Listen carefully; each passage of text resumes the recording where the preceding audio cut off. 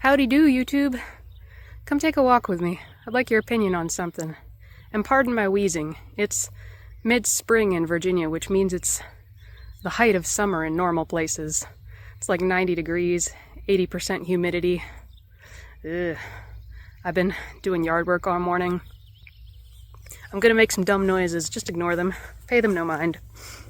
There is a pasture on the back part of my property. And 20-some years ago, this pasture had cattle on it. I don't think they were ever rotated or anything, because there's no room for that back here.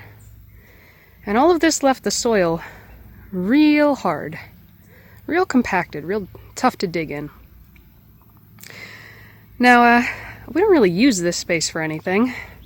In fact, I hardly ever come back here unless I'm mowing the lawn. So I said, you know what, I'm going to use this space as kind of an experiment.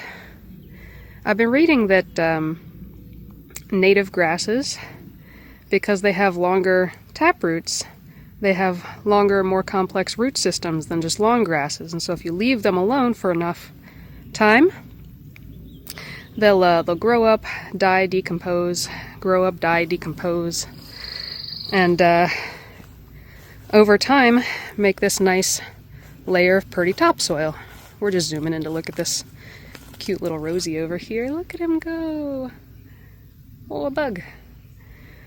But anyway, that's how the prairies out in the American Midwest were formed, especially if you have big animals like bison trampling everything down and eating and defecating as they just walk around and fertilize and spread the grass seed, and it's all one big beautiful ecosystem. Now, I don't have big grazing animals out here, but I got to wondering, you know, how far could I get if I just had grass growing? So I set up a test meadow. I picked a spot and I said, you know what, I will not mow here. And I didn't.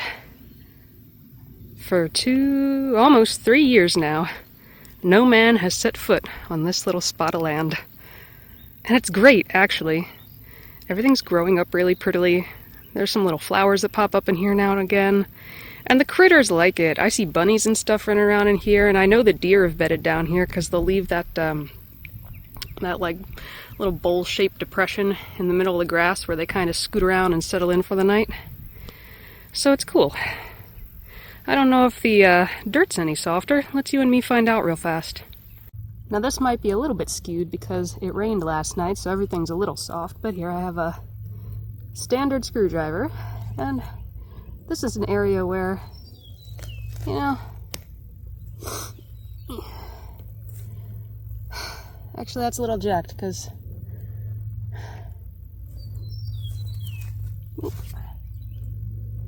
okay, maybe about 2 fingers up.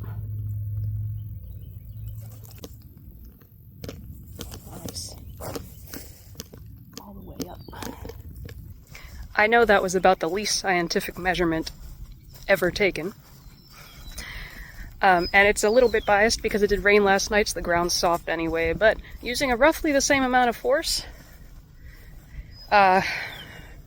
screwdriver slid in way quicker and easier into the area where there's grass. Now that might be it's probably because grass holds on to moisture. It may not be that the ground is any softer by virtue of the roots breaking it up, but you know what? Wet ground is good too. We like that. So there's something good going on there. In any case, the whole point of me doing that was because once upon a time I said, well, if I can just let grasses grow up here and rejuvenate the land, make it nice and soft and get some nice fertile topsoil built up, maybe I'll plant some more fruit trees back here. I've since done a complete 180 because I have more than enough fruit trees. The last thing I need to do is expand. So, what do I do with this space? I've decided I really like the way the meadow looks, and I really love that all the critters are thriving back there. You know, I like coming back here and seeing little bunnies and turtles and seeing the deer and stuff. And the birds, and there's dragonflies and all this cool wildlife around. I like making a home for that. So I decided that I will turn the whole pasture into meadow. Check this out. I cut a little trail, or I cut a little path around the fence line so I could get to it if I ever needed to work on it, and I made sure I had access to all of the trees. I don't really do anything to these trees, they're landscape trees, but you know, if there's ever a branch down, a damage, I need to cut it out, now I can get to them. Or we can just walk under them and enjoy the shade of trees without getting hit in the face, but everything else, I'm just letting it grow, and I'm maintaining these little trails between everything. Because I thought, you know, it'd be neat to be able to just take little walks back here and look at what's going on. Now, there's not a whole lot going on right now. This is the other side of the test meadow, meadow number 1.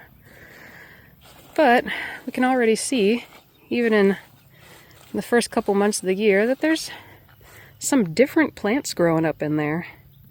I don't know what any of them are. Some of them had flowers for a while. That was cool. It's too hot now. A lot of stuff is kind of dying back. But it's just neat to look at, you know? There's some flowers there. Check that out. Let's go look at them.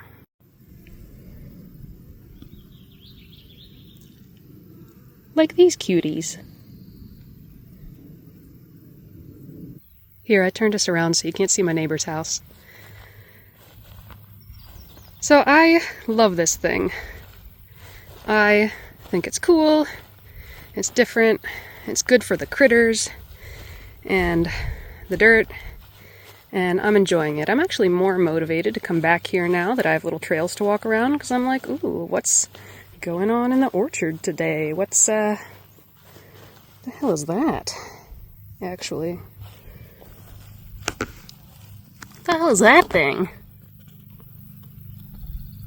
I thought it was a Cheeto. What the fuck? Some kind of weird-ass mushroom. I'm gonna have to look that one up. Dang, that's strange. And creepy. I don't like it. The big question is, do I want to leave it here? And that's where I need y'all's opinion. Because we're gonna try to sell this place pretty soon here. And I know this kind of thing is not everybody's cup of tea. If I drive around my street, 99% of the yards out here have absolutely nothing in them. No trees, no flowers, no shrubs, no nothing. It's just like bare grass cut as low as you can possibly get it.